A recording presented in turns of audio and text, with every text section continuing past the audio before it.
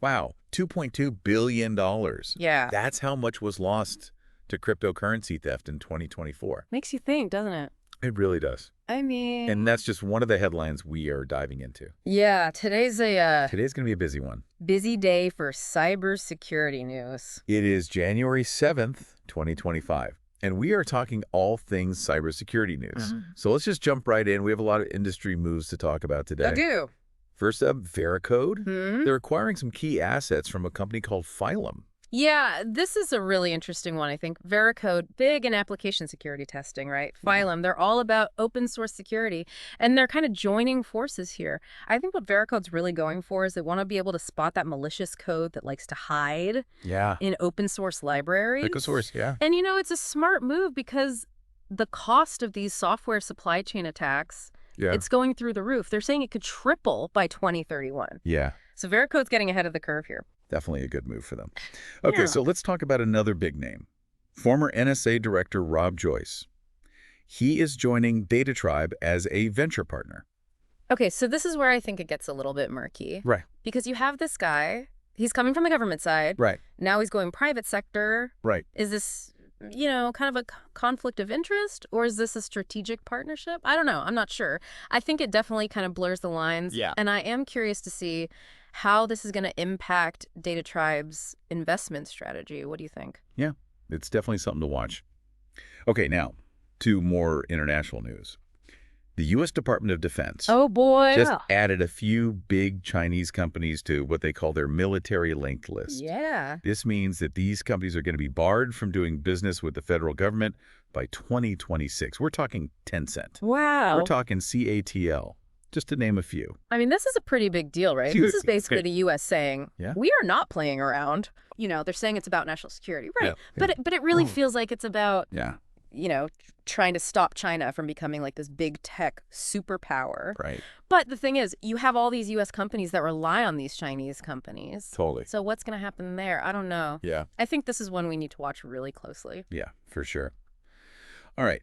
Moving on to some vulnerabilities. Okay. Dell, HPE, and MediaTek. Oh, no. They are all scrambling right now to patch some pretty serious security flaws. Yeah. And I mean, we're talking remote code execution. Oh, yikes. We're talking privilege escalation, like the whole 9 yards. This is what I always say keeps me up at night. Yeah. It's like there are so many vulnerabilities out there. Yeah. And they're all different. Right. So, you know, you fix one and then two more pop up. It's like whack-a-mole. It never ends. Yeah. And the worst part is, like, even when there are patches, Yeah. companies don't always apply them right away. Right. Because they're worried about, you know, disrupting their operation. Right. So it's this balancing act, right, between security and actually being able to get your work done. Yeah. What do you do? It's tough. Okay, so remember that Beyond Trust breach that we talked about last week? Yeah. Well, there's an update. Okay. CISA confirmed that the damage was contained to the U.S. Treasury. Well, that's good. But here's the thing. It all started because of a compromised API key. Ooh, this is a tricky one. API keys, they're basically like digital passwords. Okay. Right? And they allow different applications to talk to each other. Okay. But if someone gets their hands on your API key, it's like giving them the keys to your house. Oh. Right. And you have no idea who they are or what they're going to do. And the problem is a lot of people don't even think about API keys when they're doing security audits. Yeah. So it's like this hidden vulnerability that can be really dangerous. Yeah, very sneaky. All right, and let's talk about another problem that's been plaguing the cybersecurity world for a while now, the ongoing workforce shortage. Ugh, don't even get me started. We have over 500,000 unfilled cyber jobs. It's crazy. In the U.S. alone. Yeah, and it's not just about technical skills anymore. We need people who can think critically. Right. Who can adapt. Yeah. Who really understand, like, the threat landscape. Yeah. It's a tough problem to solve. Yeah, and I think we need to start thinking outside the box when it comes to, you know, solutions. Absolutely. We need to look at different talent pools. Right. We need to make training more accessible. Yeah. And we need to make sure that we are creating a culture that values this expertise. Yeah, for sure. All right, let's shift gears. Okay. And talk about ransomware. Oh, no, not that. I know. It's everywhere these days. It is. It's like a plague. It is. So Temple University has this ransomware database. And it just hit a really grim milestone. Over 2,000 attacks. Wow. On critical infrastructure. For 2,000? 2,000. Since 2013. That's a lot. It is. And the ransom demands are just outrageous. Through the roof. Some are exceeding $5 million. I can't even imagine. I mean, think about it. It's scary. Hospitals, schools, government agencies, they're all being held hostage by these cyber criminals. Yeah. It's terrifying. It is. And the worst part is that it's working. A lot of these organizations are just paying the ransom. Because they feel like they have no other choice. Right. But every time someone pays, it just makes the attackers bolder. Right. And it encourages them to target more victims. Yeah, it's a vicious cycle. It really is. Okay. Well, let's talk about another attack vector that's been on the rise lately. Wallet drainer malware. Oh, this one is nasty. This malware goes after cryptocurrency wallets. Okay. And it's sneaky. It just like siphons off funds without the user even knowing. Oh, wow. They say almost $500 million. Really? Yeah. Was stolen from over 332,000 investors in 2024. Oh, my gosh. It's like a digital gold rush, right? Yeah. But these cyber criminals, they're the ones striking it rich. Yeah. And the sad thing is, a lot of people, they just don't realize how risky cryptocurrency can be. Yeah? It's this exciting new world, but it's also full of scams and attacks. Right. And they prey on people's greed, their fear, their lack of awareness. Right. Yeah. It's a dangerous combination. Yeah. And sometimes even the tools that we use to protect ourselves aren't safe. Remember Nuclei? Yeah. That popular vulnerability scanner? Yeah. Yeah, well, it turns out that it had a flaw that could let attackers inject malicious templates. Wait, so they're turning the security tool against its users? Exactly. That's wild. See, Yeah. This is why we can never let our guard down, even when we're using tools that we trust. Right. It's like this constant arms race. Yeah. We have to be vigilant. We have to keep our tools up to date, Yeah. patched, and we have to always be on the lookout for vulnerabilities. And on a later note, Okay, good. December saw a lot of activity in the cybersecurity M&A space. 37 deals closed in December, including Cisco acquiring Snap Attack Oh, wow. and Arctic Wolf acquiring Cylance. Okay, so consolidation's happening. Yeah. This is interesting. Yeah.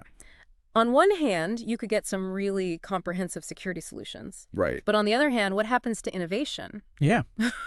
Right? Yeah. And do we end up with these huge monopolies? I don't know. Yeah, lots of questions there.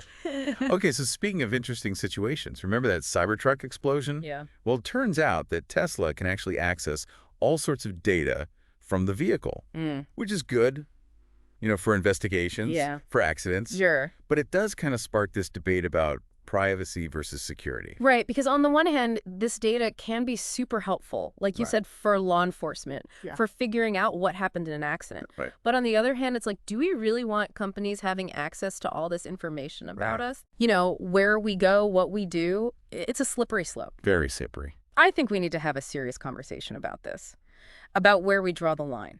Okay, last one for this section. All right. Let's head over to India. Okay. They are proposing some new data protection rules that are pretty strict. Interesting. Companies operating in India are going to have to up their security game. Like, how strict are we talking? You're talking about mandatory breach notifications within 72 hours, strict limits on data retention, the whole shebang. Okay, so India's serious about data privacy. Yeah. I think this is actually part of a bigger trend we're seeing globally towards stricter data privacy regulations. Yeah. Companies are going to have to adapt. Yeah. Or they're going to face some serious consequences. All right. Well, that's it for this round of headlines. Wow, we covered a lot. We did. From acquisitions to vulnerabilities to international incidents. It's never a dull moment in the cyber world. It's true. So what's next? Well, when we come back, we'll be diving into some of the latest developments in the international cybersecurity landscape. Okay, can't wait. So stay with us. All right, so let's switch gears. Okay. And talk about some international incidents. Okay. Remember that whole thing about Russia trying to cut those undersea cables? Yeah. Well, Finland just found an anchor. Oh, wow. They think it was used in that sabotage attempt. That's a little scary. Yeah, it is. It makes you think about just how vulnerable our digital infrastructure really is. Right. These cables, they carry so much data. Yeah. And if someone were to actually cut them off, the consequences could be devastating. Economically, politically. Exactly. Yeah. It's a reminder that cyber warfare isn't just some abstract thing happening in the digital world. It can have real-world consequences. Yeah, it can feel very separate sometimes. Right. And this incident with the anchor, it's not helping the whole Russia situation either. No, not at all. It's definitely adding fuel to the fire. And while it's hard to say for sure who was behind it, All signs point to Russia. Yeah. So yeah, definitely a tense situation. For sure. Okay, well, let's move on to something a bit more positive. Okay, I like that. Despite facing all these cyber attacks from Russia, Ukraine's cybersecurity market is actually booming. That's amazing. Isn't that interesting? It is. It shows how resilient they are. Yeah. They're not just sitting back and taking it. They're developing new solutions. Yeah. They're attracting investment. Yeah. And they're becoming a global hub for cybersecurity expertise. It's kind of amazing how they're turning this crisis into an opportunity. Yeah, it's really inspiring. And I think it's a good lesson for all of us. Definitely. Invest in cybersecurity proactively. Yes. Build up a skilled workforce and foster that culture of resilience. Couldn't have said it better myself. Okay, well, speaking of cybersecurity powerhouses, Yeah. let's talk about Israel. Always ahead of the game. Their startups raised $4 billion in 2024 alone, Wow. focusing on things like cloud security and AI-powered attacks. They're really not messing around. Nope. They know the threat landscape is constantly changing, Right. and they're investing heavily to stay one step ahead. Smart. It's impressive what they've accomplished. Yeah. They're really... Especially given all the geopolitical challenges they face. Yeah, you're right. But they've managed to create this thriving tech ecosystem. Yeah. It's attracting attention and investment from all over the world. It's pretty remarkable. All right, let's zoom in on a specific vulnerability that's got the healthcare industry worried. Okay. Illuma's iSeq 100 DNA sequencer. Oh, I read about this. It's a critical piece of medical equipment, Uh-huh. but it turns out it has some serious security flaws. This is what I was talking about earlier. Yeah. About how cybersecurity and patient safety are becoming more and more intertwined. Right. A vulnerability in a medical device could be life-threatening. It's a scary thought. Yeah. We rely so heavily on technology and healthcare these days, We do. and we need to make sure that these devices are secure from the ground up. Absolutely. We can't let cyber attacks put patients at risk. Okay, speaking of critical systems being targeted, hackers recently went after Argentina's airport security payroll system. Sure to say. They actually diverted funds from employee salaries. That's bold. It is. Yeah. And it makes you wonder, what's next? Right. I mean, we always hear about attacks on power grids and banks. Right. But this shows that even systems that seem mundane Yeah, can be targets for cyber criminals. absolutely. And it highlights the fact that every organization is a potential target, Exactly. no matter how big or small. Right. We need to take a holistic approach to cybersecurity I agree. and secure not just our data, but our operational systems and financial infrastructure as well. And let's not forget about insider threats, too. Oh, yeah, that's a good point. It's not always about external attackers. Yeah. Sometimes it's disgruntled employees, negligence, human error. All of that can have really bad consequences. Definitely. It all comes down to managing risk, implementing good security controls, and creating a culture of cybersecurity awareness. Yeah, that's key. Okay, so before we move on to the last section, Okay. I want to talk about Moxa. Moxa. It's a Taiwanese company that makes routers. Oh, okay. They just issued some critical patches for some pretty serious flaws in their products. Like what kind of flaws? One of them could allow attackers to execute commands on the device. So they could potentially take complete control. Exactly. Yeah. This is why patching is so important. It really is. It's not just about fixing bugs. It's about closing security holes before attackers can exploit them. Right. But, patching can be tricky too. Oh, yeah, for sure. It can disrupt operations, Mm-hmm. introduce new vulnerabilities, and even brick devices if it's not done right. You got to be careful. So it's all about finding that balance Right. between security and actually being able to get work done. It's a tough job, but someone's got to do it. That's right. Yeah. Okay, so we've talked about a lot of negative things today. We have. But are there any positive trends on the horizon? I think there are. Okay, I like that. I think one of the most encouraging things is that people are becoming more aware of cybersecurity. Yeah. At all levels. Right. From individuals to organizations to governments. It's not just an IT problem anymore. Exactly. It's Everyone's problem. Yeah, and with that awareness comes a willingness to invest. Absolutely. Yeah. We're seeing more money being put into cybersecurity. Yeah. More innovative solutions being developed. Uh-huh. And more collaboration across sectors. Yeah. It's good to see everyone working together on this. It is. It's not going to be easy. No. But I do think we can make a difference. I agree with that. All right, well, we're going to take a short break. Okay. But when we come back, we'll be exploring some emerging trends and discussing what the future holds for the cybersecurity landscape. Sounds good. I'll be here. Stay with us. Welcome back. So we've covered a ton of ground already today. Undersea cables, medical devices, you name it. It's been a wild ride. It has. But before we wrap up, let's look ahead a little bit. Any emerging trends that are catching your eye?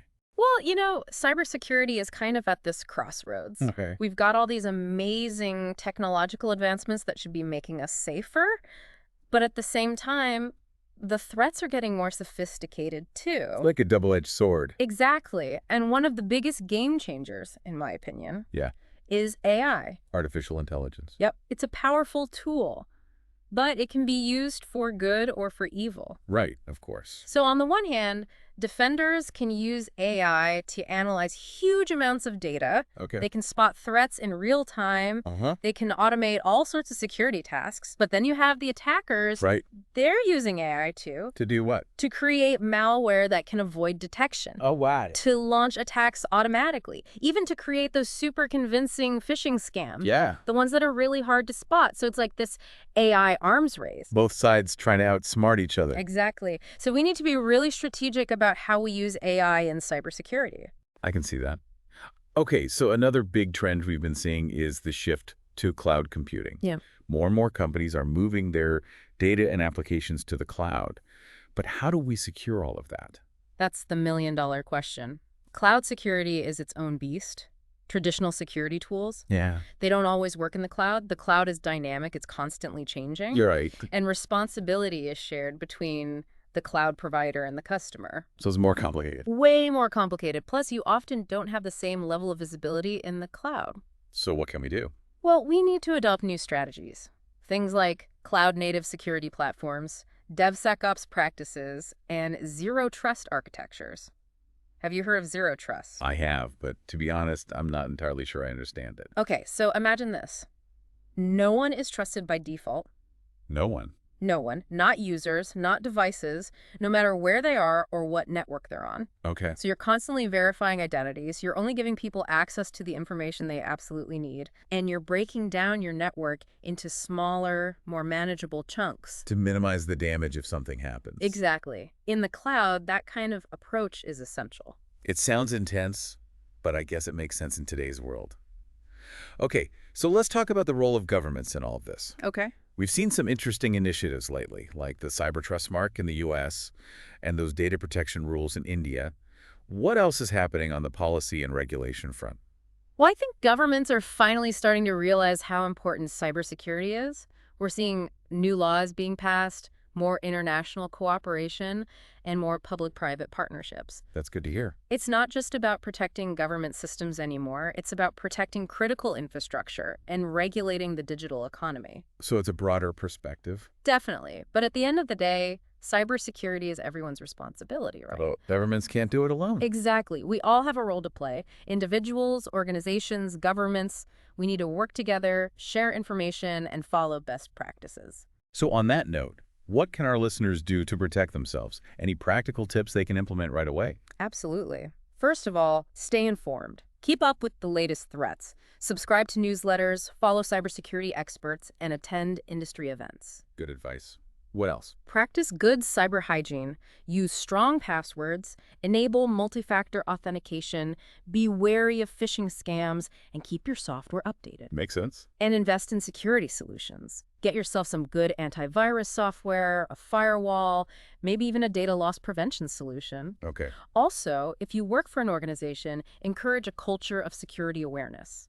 Provide training, implement clear policies, and reward people for being security-minded. That's a good point. And finally, have a plan. Develop an incident response plan so you know what to do if something does happen. So you're not caught off guard. Exactly. Cybersecurity is a marathon, not a sprint. It's a journey, not a destination. Exactly. The threats will keep evolving, but if we stay informed, take proactive measures, and work together, we can stay safe. Well said. Well, I think that's a great place to wrap things up. Thank you for joining us on this deep dive into the world of cybersecurity. It's been a pleasure. We hope you learned something new and feel empowered to take control of your own cybersecurity. Remember, knowledge is power. And in cybersecurity, knowledge is our best defense. And if you're hungry for more, be sure to check out CybersecurityHQ. CybersecurityHQ, your hub for jobs, reports, news, and a newsletter read by 70,000+ professionals weekly. Stay safe, stay secure, and stay curious. We'll see you next time.